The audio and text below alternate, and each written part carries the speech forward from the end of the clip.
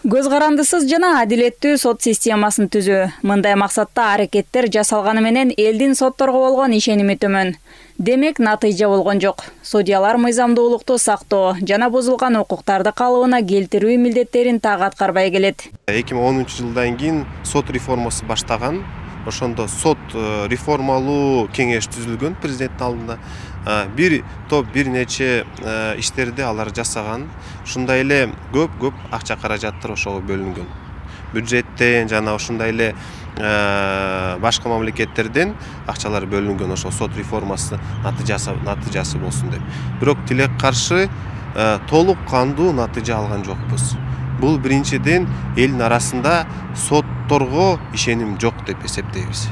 Бүгүнкү күнгө чейин биз ошол сотторго ишеним жок деп келатабыз да. Бийликтин бул бутагын коомчулук, сырткы жана ички инвесторлор менчикте, бузулган укуктарды толук кандуу коргоп бере албаган система катарында кабыл алганы чын. Бул тууралуу президент Садыр Жапаров март айында судьялар менен жолугушуусунда белгилеп, бир катар милдеттерди койгон. Сот тутуму дагы эле жарандардын укуктарын, эркиндиктерин жана мыйзамдуу кызыкчылыктарын толук кандуу коргоп келбегенин, укуктарын мыйзамдуу түрдө калыбына келтирүү боюнча аракет жасаган көптөгөн адамдар менен ишкерлер үчүн тез, туура жана адилеттүү сот катарында боло албаганын моюнга алуу керек. Жарандардын, ишкерлердин, субъектлеринин укуктары менен кызыкчылыктары бузулуп, инвестициялык климат начарлап, мамлекеттик бийликтин кадыр баркына шек келтирилип жатат. Президент белгилегендей, алдыда алгылыктуу аракеттерди жасоо милдети турат. Конституциянын жаңы редакциясында сот адилеттүүлүгүн ишке ашыруунун негизги принциптери өзгөрүүсүз калды. Бирок олуттуу кошумчалар камтылган. Ага ылайык Конституциялык сот кайра түзүлөт. 2010 жылы кабыл алынган баш мыйзамда Конституциялык палата конституциялык көзөмөлдөөнү жүзөгө ашыруучу орган деп мүнөздөлгөн жана ал жогорку соттун карамагына берилген болчу. 2010 жылдагы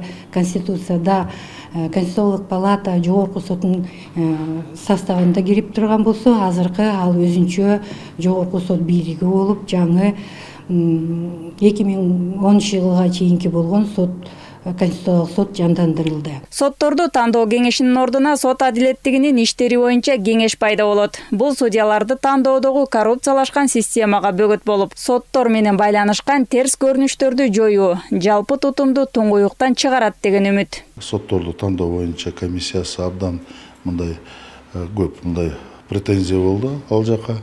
Анткени аяка киришип бийликтердин бутактары, президенттин администрациясы деп өзүңүздөргө маалым ошонун баары. Мына ошо болбош үчүн жаңы мындай орган пайда болуп атат. Бул деген сот адилеттүүлүк боюнча иштери боюнча кеңеш.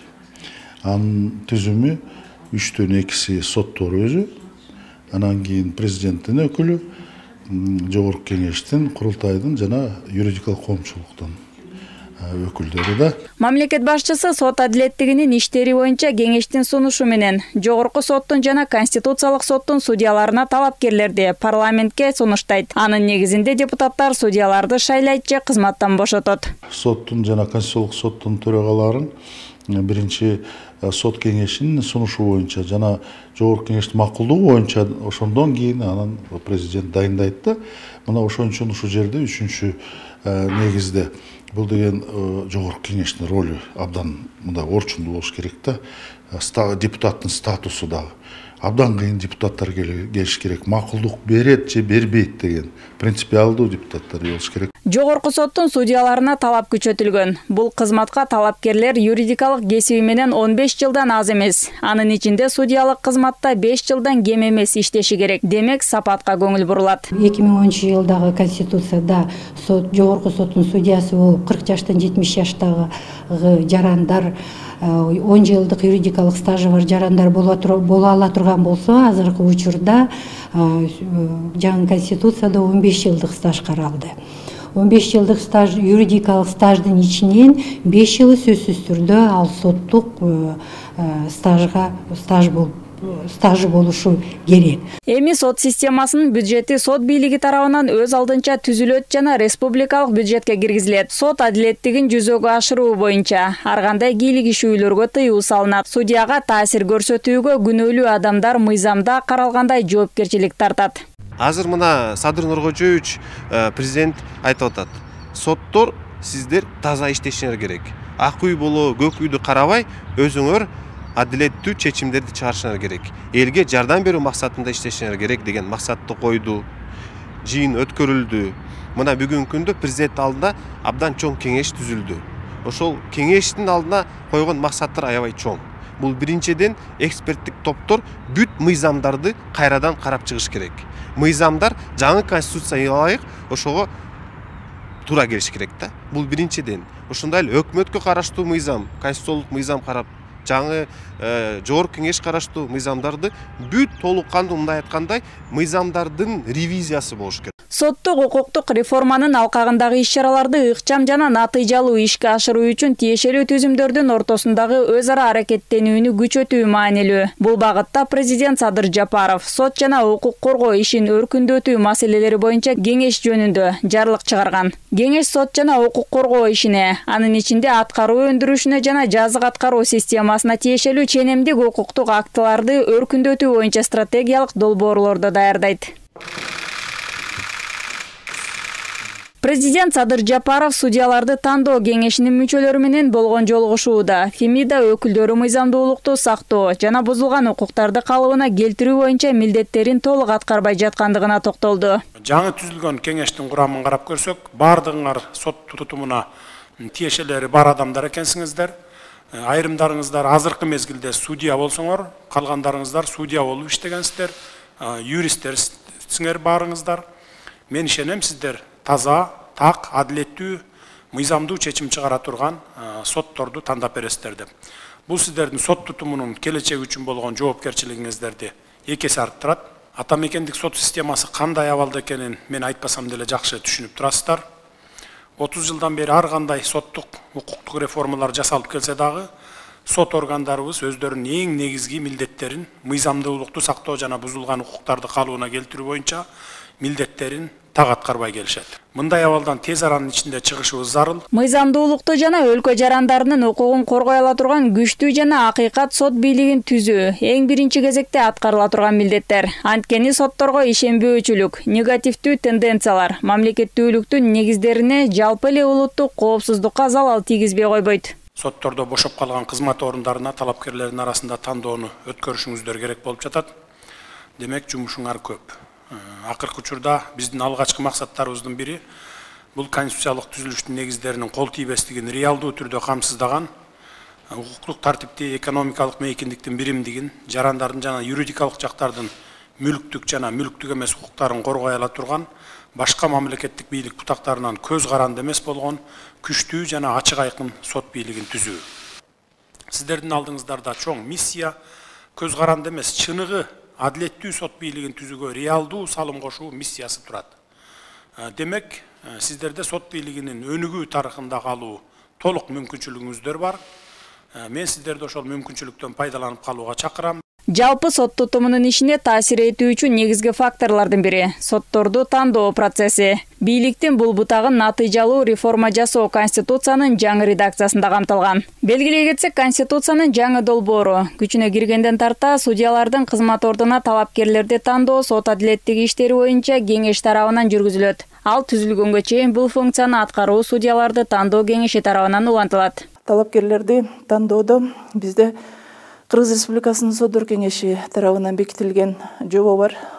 Тандоону өткөрүүнүн тартиби боюнча жана ошол эле Сотдор кеңеши тарабынан бекитилген критерийлер бар. Ал жерде жалгыз гана талапкердин билими жөнүндө маселе коюлбастан, ошол талапкердин мурда иштеген жериндеги кандай мүнөздөлгөн, жарандар тарабынан кандай пикирлер бар, алардан келип түшсө, ошолголорго дагы көңүл бурабыз. Мындан сырткары талапкерлердин адеп ахлактык жагынан дагы өтө чоң көңүл бурулат жана ошого байланыштуу суроолор дагы психологдордун катышуусу менен түзүлгөн да. Кынтыксыз, ички дүйнө таза адамдар келиш керек да. Мындай собеседованияны караганда эле уже билинет. Талапкердинчи өз кынтыксыздыгы экени билинет да. Биз 30-35-40 мүнөттө тандоо кеңешинде аны менен эметебиз, маектешебиз, ошондо эле билинет. Ошонун баарын талдап келип анан открытый голосование менен эле, открытый добуш менен эле биз балл коюп беребиз ошо адамга. Өттү, жөтпөдү деп. бүт баары угулуп турат. Соттук кызматка компетенттүүлүгү жана квалификациясы жогору, турмуштук тажрыйбасы мол, аброю кынтыксыз, кесипкөй адамдар тандалууга тийиш. Бул тууралуу баса белгилеген президент судьяларды тандоо кеңешинин мурдагы курамы коомчулук тарабынан көптөгөн сын пикирлерге кабылганын эске салды. Сотторду тандоо процесси бизнеске айланбашы керек. Сиздердин алдыңыздарда өтө жооптуу милдеттер турат.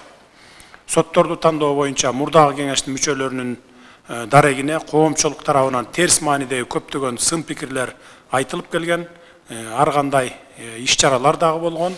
Сиздер андай сындарга кабылбаңыздар жана таза болуңуздар деп суранып кетет элем. Сотторду тандоо процессин бизнеске айландырбай, ар бириңер жеке жоопкерчилигиңерди күчөтүп, абийириңер менен ишиңиздерди алып баргыла деп суранат элем. Бул менин мамлекеттик башчы катары сиздерге койгон талабым жана өтүнүчүм, суранычым. Коомчулук дагы сиздерден ошону күтөт. Президент судьяларды тандоо кеңешинин жаңы курамынын алдында чоң миссия, көз каранды эмес, чыныгы адилеттүү сот бийлигин түзүүгө реалдуу салым кошуу милдети турганын өзгөчө белгиледи. Сотторду тандоо кеңешинин алдында өтө чоң талап коюлду кадрларды тандоодо. Бул кадрлардын мындан аркы иштешине азыркы күндө сотторго, сот бийлигине карата болгон элдин ишенимин көтөрүү жөнүндө маселе каралды. Биз ошол маселеге дагы көңүл буруу жагында дагы иш жүргүзөбүз. Өз кезегинде судьяларды тандоо кеңешинин мүчөлөрү азыркы милдеттери жана артыкчылыктуу пландары жөнүндө айтып беришти. Кеңеш кыска убакыт берилгенине карабастан жогорку квалификациялуу, адилет сот бийлигин калыптандыруу үчүн бардык күч аракетин жумшай турганын баса белгилешти. Өлкө башчы белгилегендей, мыйзам жана сот алдында бардыгы бирдей деген конституциялык принциптин шартсыз сакталышы соттордун аракетинен түздөн-түз көз каранды. Айнура Жанышева, Рыскелди Көкүлбеков, ЛТР, Жума Сереп.